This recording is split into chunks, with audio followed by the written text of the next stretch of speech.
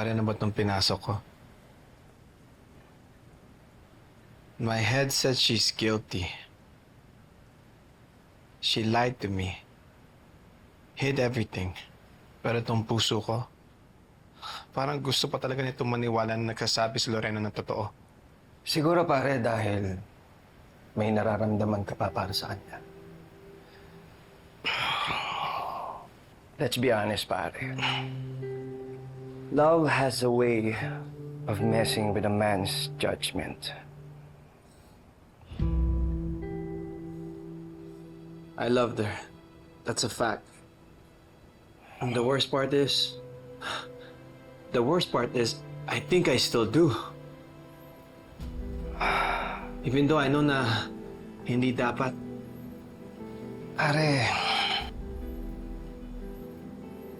siguro panahon na para gamitin mo naman yung isip mo. Alam mo kung ano ang masamang ginawa niya. Lahat ng kasinungalingan sa'yo, sa inyo. That matters.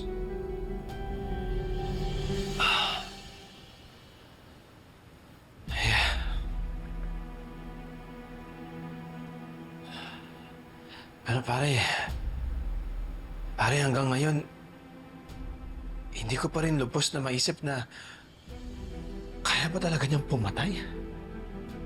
Dennis, that's hard. That's not the woman I knew. Pero, nagsinungaling siya sa akin. She kept everything hidden from me. Changed her name, hid her past. I wonder kung alin sa lahat ng pinakita niya sa akin, ano doon ang totoo?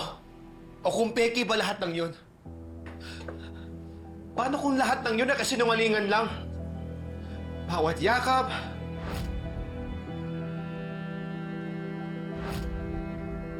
bawat I love you. Paano kung lahat ng yun peki lang?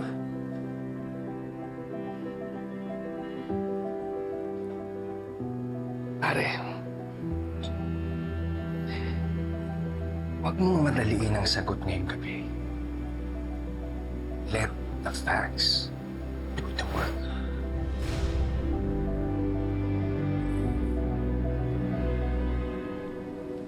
So given that collabs are totally a vibe right now, our plan is to collaborate with a famous fashion designer for our next project, where we'll have a new... Wilfred?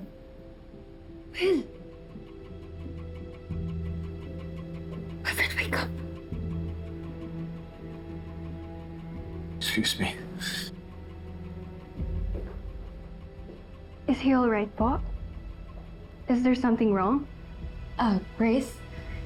Enough with the personal remarks, okay? Just continue on the presentation about the collab. I'll just update Wilfred later. Okay. So everyone, let's get back to the meeting. The Pearl Vault. This is our marketing plan for fashion designer collaboration.